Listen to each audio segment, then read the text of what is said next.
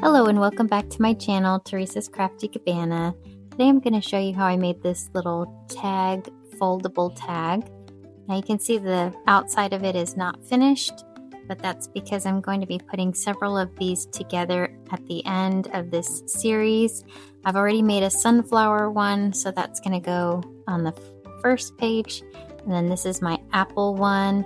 The inspiration for these, it was for the fall season, something that I can look through to see what kind of supplies I have if I'm thinking I want to make an apple inspired, say card or something like that. Then I can look at this and at least see what kind of colors I used.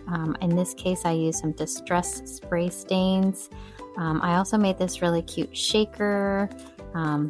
It does come off, but I'm not going to take it off. It's just attached with some foam tape, so I can use this in an actual project if I wanted to. And then I've got these die cut pieces over here. So today I'll show you how I made this card, this little tag that can be folded, and what I did to assemble this.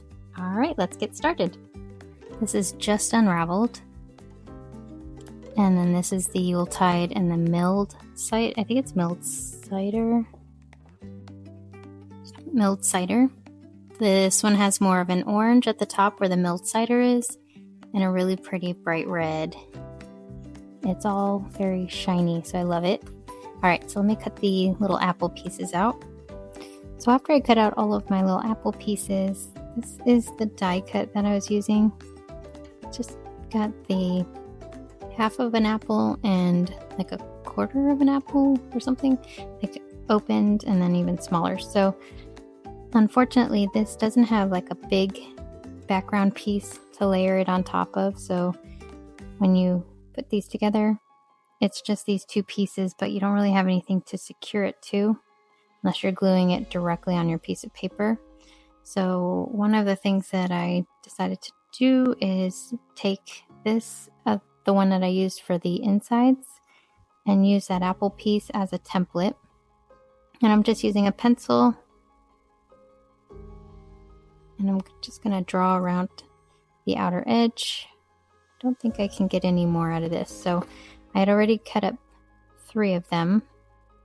And this gives me a whole apple, because if I just try to use one part of it or the 2 parts of it, it still looks like the inside of the apple. And I wanted a few that looked like the outside of the apple.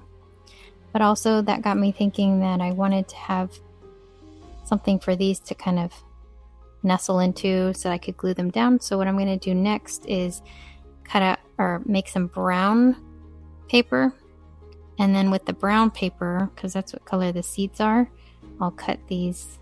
I'll just hand cut them out, just like I'm doing right here, and then I'll secure those apple pieces onto the brown piece of paper. So I will work on that after I'm done cutting this one.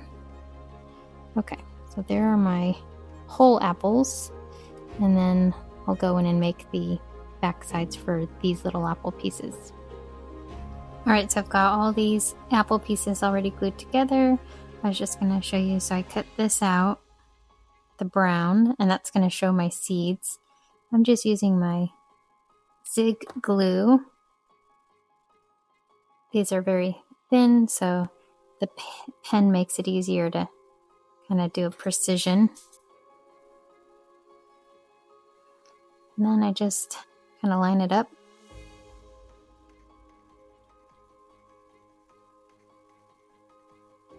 And then you don't have to get the glue everywhere, just in enough pieces to hold it in place.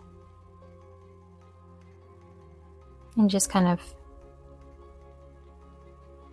make those 2 go together. And there's the half apple. For the whole apple, the only difference is there's a little stem that goes with it.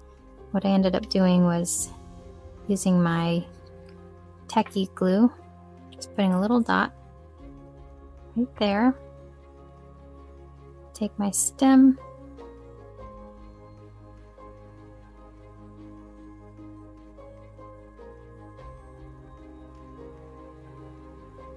just make sure I like the placement of it. and then let that dry. So there are all my little apple pieces. I have some outside, some insides, and some halves. So then I will go ahead and get my page started. So if you watched me do my sunflower page, I'm going to do the background of my page pretty similar. Just going in with some Unravelled. And then I've got the Distress Oxide, I've got the Vintage Photo.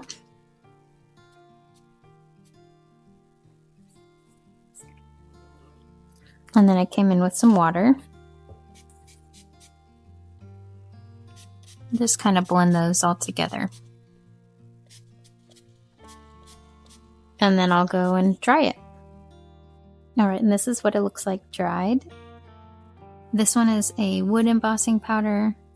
And again, it's got embossing on both sides. So I'm going to use my Vintage Photo and Walnut stain.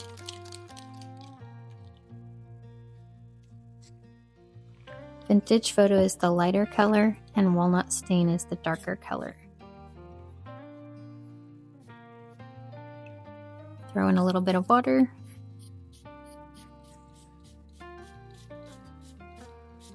And this is embossed on watercolor paper so that it can handle it. And then I'll go ahead and dry that. So this is what it looks like dried. The oxide makes it kind of a little bit gray looking. So I just got this Distress stain. This is in Vintage Photo. Just gonna kind of go over these a little bit. Just want to bring a little more of that brown color back in. And then I've got my Walnut stain ink pad.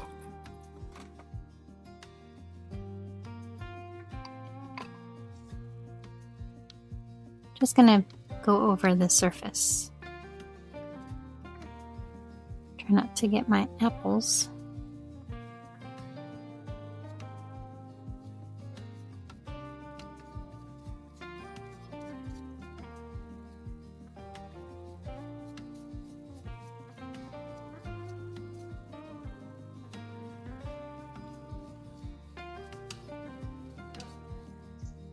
Okay, I'm happy with that. And that is going to go on my page for my apples. Alright, so I went in with this brown piece. And I'm going to remove just a little bit. I ended up doing the back side as well. So I had color on both sides, but just using a slightly wet baby wipe.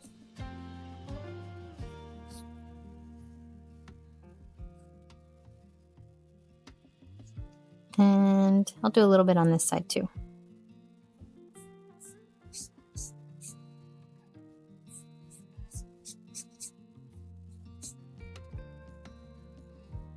Okay, and once it dries, it'll look different just because it does have the oxide in there. And the oxide does have kind of like a grayish color to it. For the shaker part for this page, I'm going to be using my Project Life. This is fuser. It will fuse plastic. I actually have a Project Life. This was just on sale, so I grabbed them because I knew I could use these pages. So I'm going to take one of these pages and I want to make an apple shaker card out of it. Because I don't have a die cut for an apple, I actually just drew this and cut it out. And the opening for this is on the top.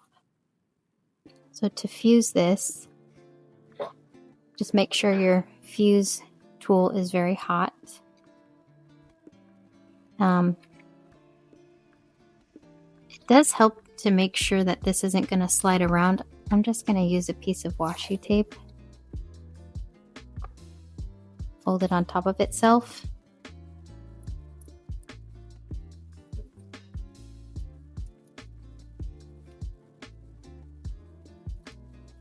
So when you do this, you have to make sure you leave an opening so you can put your things in it, your sequins or whatever. So I'm just going to start kind of right over here. And I am on a glass mat, so just make sure you're on glass. And then you just start pushing in. This is the kind that kind of walks around.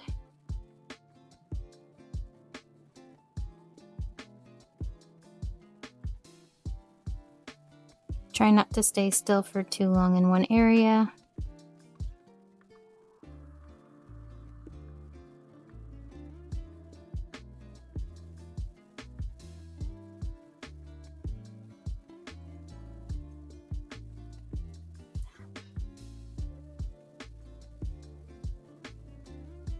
I'm going to stop about right here. This leaves me enough room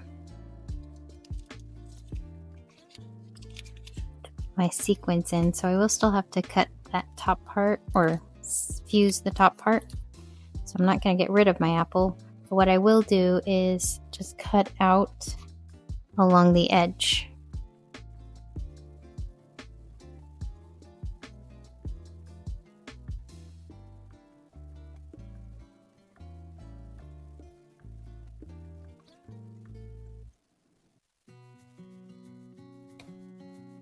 Alright, so then I have the top part here where I can fill my sequins and things. So I do have red. This is a really cool color. It's a color shift, red fuchsia. So it does have tones of yellowish gold fuchsia. That's the red. So I figured that's still gonna be pretty cool looking. I guess the trickiest part is holding this open so that you can get the sequins in there. I might make a mess. That's okay. Oh yeah, definitely made a mess. Okay, so I rolled up a piece of cardstock. Just making myself a funnel. See if that works. Works better.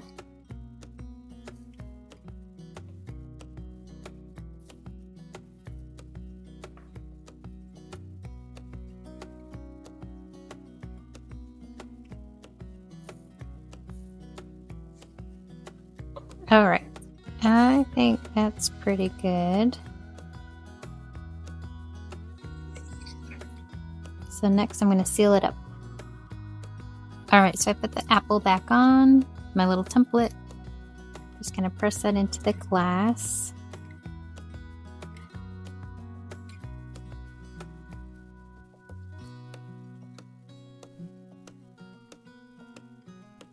I did make sure to go over the seam here and the seam here. If it worked out, now you have a perfectly sealed little glitter case. So this shaker is more of one that you can feel and squish and move around, so it's really fun. Alright, so I cut a hole out of my wood piece. Now for the circle that I had cut out, I wanted to do something over here to look like a wooden barrel. So all I did was I cut off just a little bit of the bottom just to give it a little rounding, not as round as it was. And then I came in and cut this little lid part off. But then what I can do is I can flip it, let's see, like this. And then I can glue that, and it's going to look like I can put my apples inside of this barrel. And then I'm going to use painter's pen just to give it a little bit of details that look like a barrel.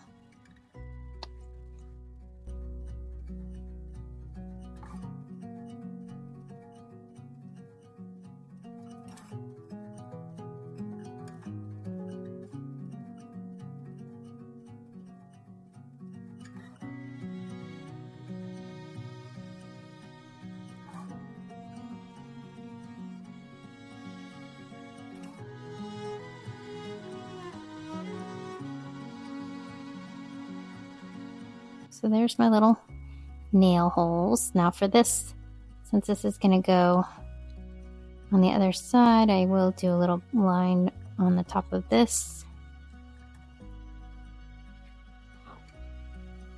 So I'm going to put a little bit of glue on this side here. I've actually got this really strong double-sided tape. I'm going to try that.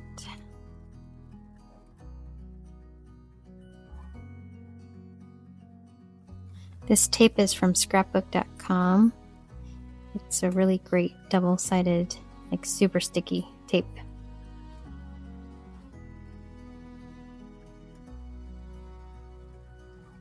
It lasts a long time too. I mean, I don't use it every day, but it's lasted me over a year now. Okay, so that's nice and lined up. To decorate the outside of my little apple, I'm going to put a couple of my apple pieces on here. I just put some foam tape on the back.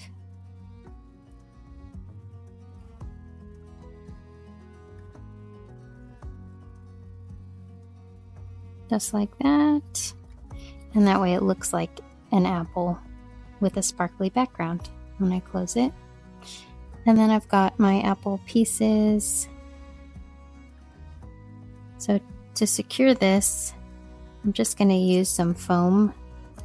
This will hold it in place, but should I ever want to use this in something else, I could easily remove it from this plastic.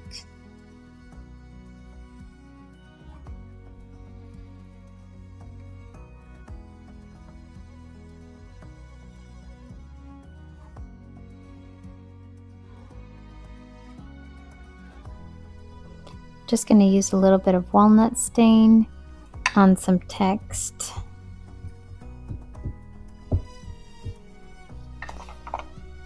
And I'll just do that right over on this side.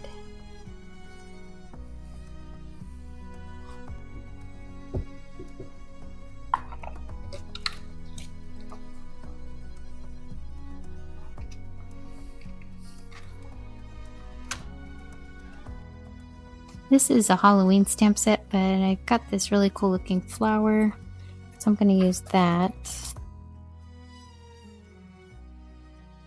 with some distress ink.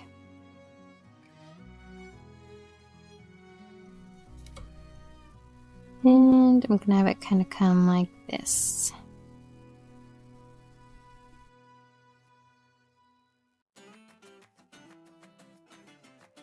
Alright, I didn't want it to be perfect, that's why I didn't put it on a block.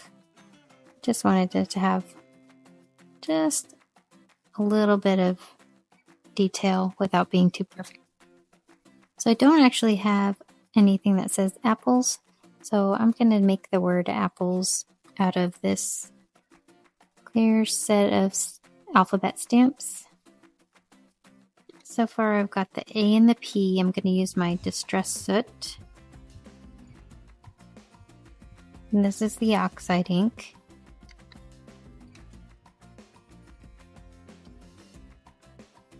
I've got this leftover green from when I made the leaves.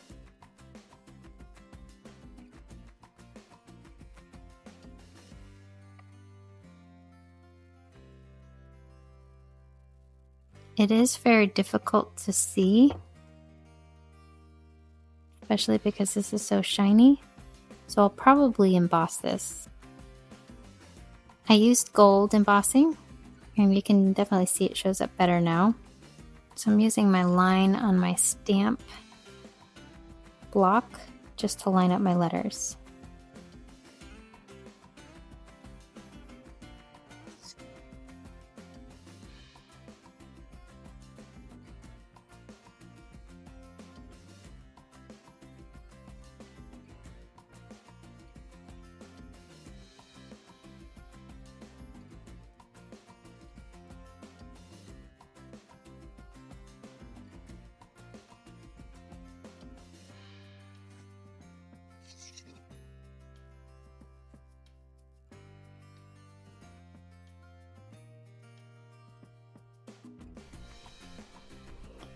Alright, so I cut it down. And then I'm just going to see where I want it. It's probably going to go about right here. So first I'll glue down my barrel. I will use foam just to give it some more dimension.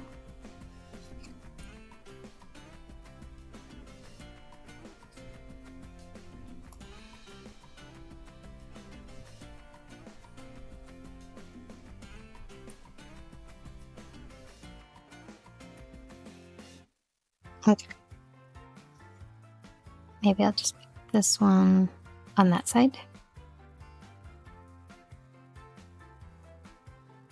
So there.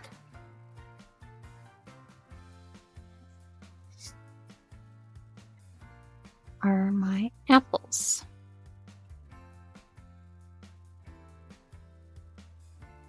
One final touch, I'll just use my Jelly Roll 10 just to give these whole apples a little bit of shine.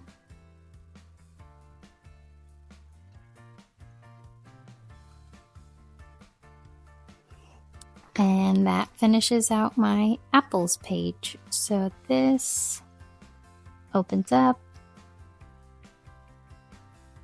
shows my apples, nice and sparkly, and my little barrel of apples over here. And that'll be my apple inspiration page. Thanks for watching, and stick with me for my next video, which will have my pumpkins. And then I will work on one more, and then I'll put these pages all together to create my final book. Happy crafting, y'all!